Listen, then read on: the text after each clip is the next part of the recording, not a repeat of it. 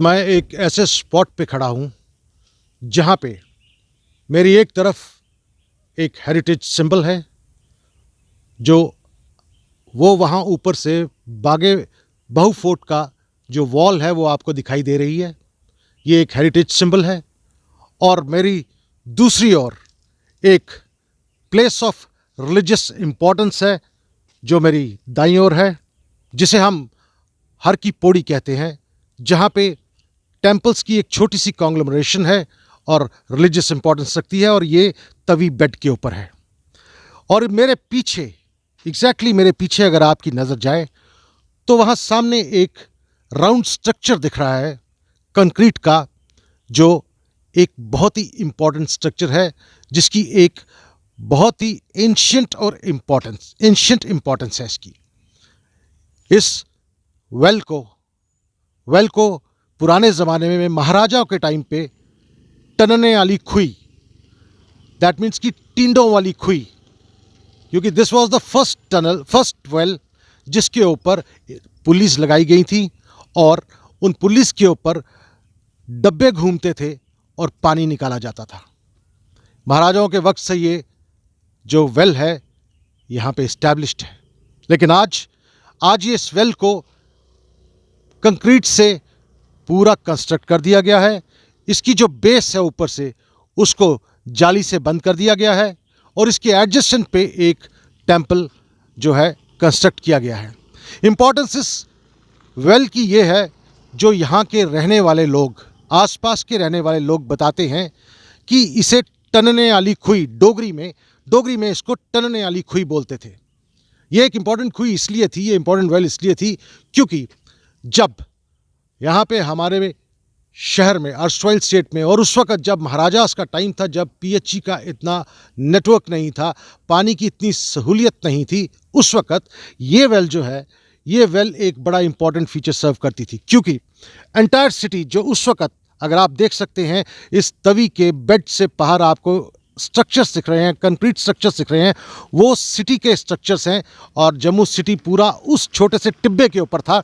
वहाँ पे जितनी भी आबादी थी, जितने भी लोग थे, ये बात मैं आपको 1950s की, 47 के बाद की 50s की बात कर रहा हूँ, जब वहाँ पे हमारा छोटा सा शहर जम्मू बसता था, और जहाँ पे पानी की कोई प्रॉपर पीएचई नेटवर्क नहीं था, लोगों के घर में टैप सिस्टम नहीं था।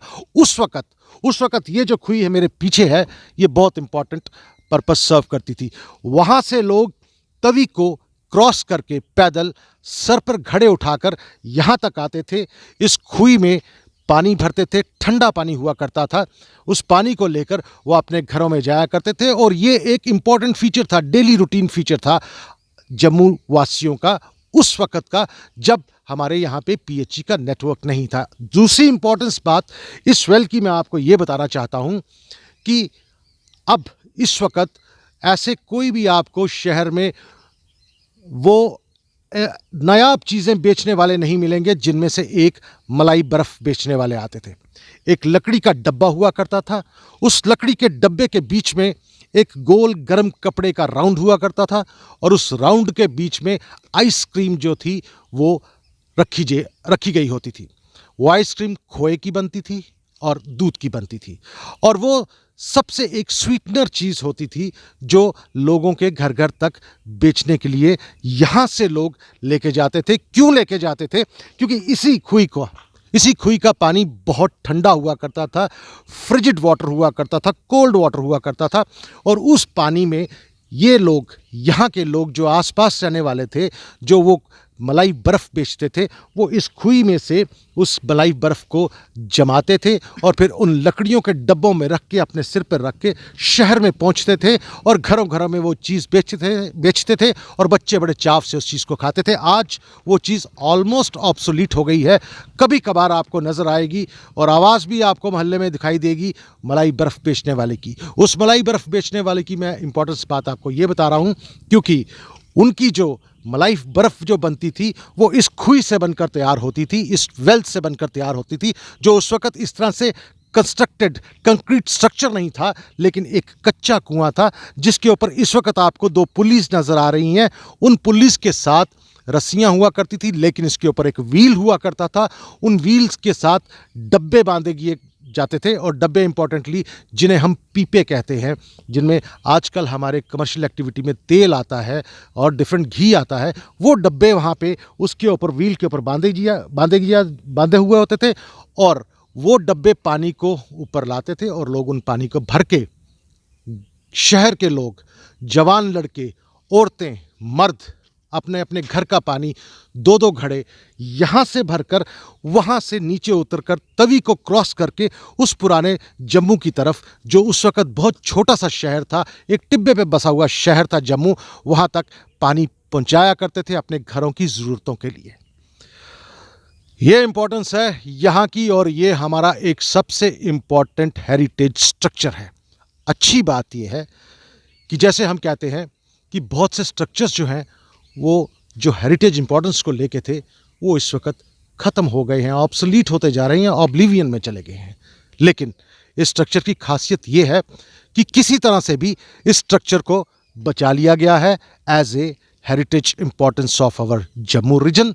एंड सेकेंडली, दूसरी इंपॉर्टेंट बात यह है कि उस वक़्त इसमें पानी हुआ करता था, ये पानी से भरा लबरेज हुआ करता था, लेकिन इस वक़्त जैसे हम आपको दिखा रहे हैं कि इसके बीच में अब पानी सूख चुका है। इसकी डेप्थ जो है कम से कम 50 मीटर्स के करीब है नीचे, जहाँ पे हम आपको बेस तक भी इसकी दिखाएंगे, लेकिन वो सूख चुकी है।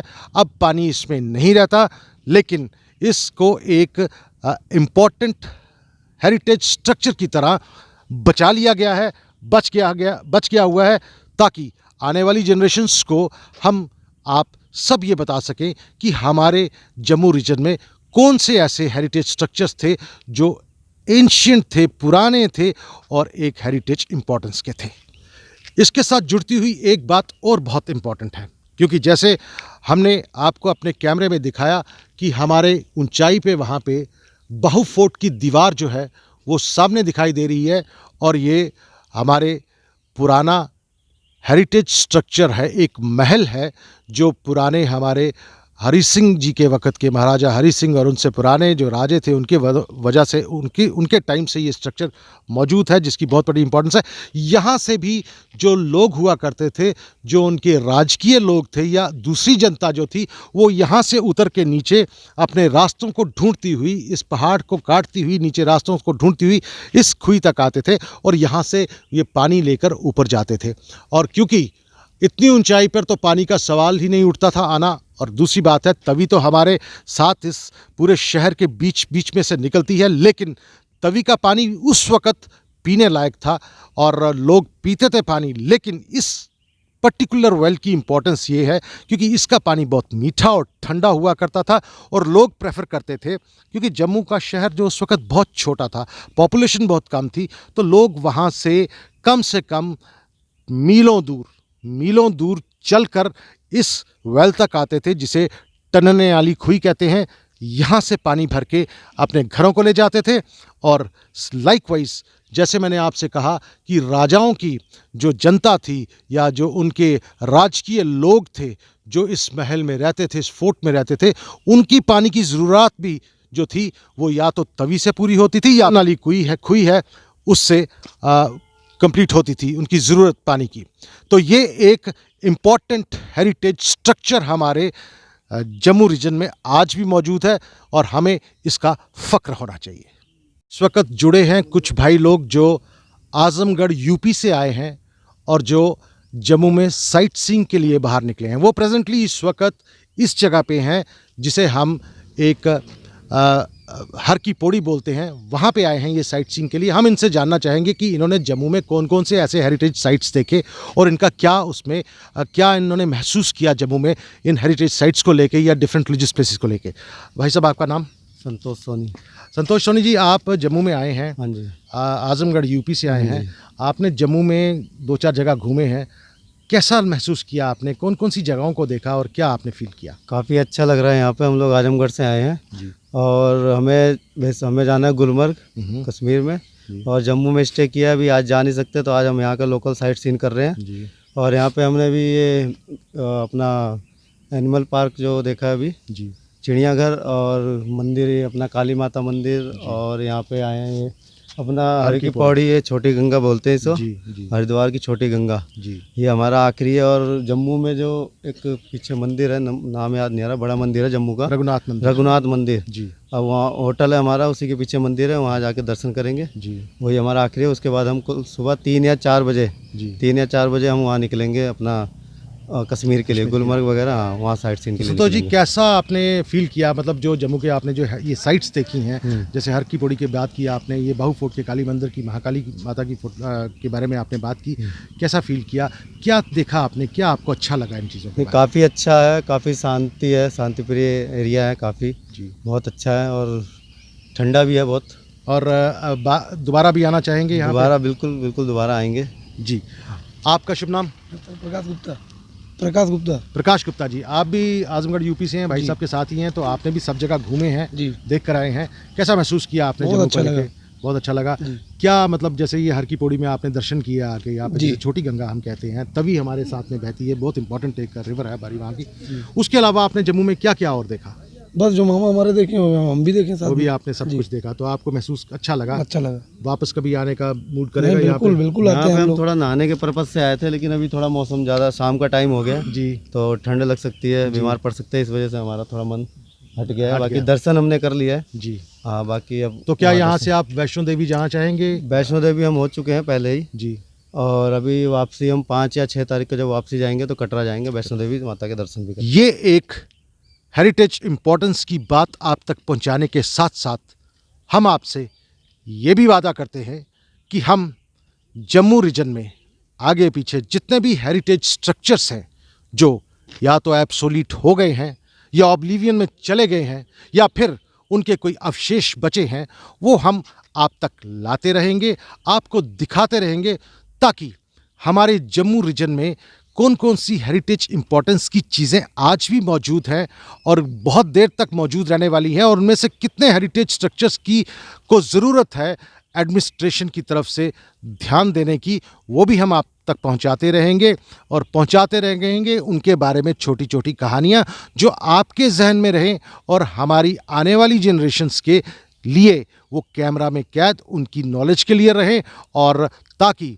हमारा जो जम्मू रीजन है, जो यहाँ आने के वाली जनरेशन्स है, वो जान सकें कि जम्मू में कौन कौन से हेरिटेज इम्पोर्टेंस की चीज़ें हैं या थीं। शुक्रिया। Subscribe now and press the bell icon. Never miss an update.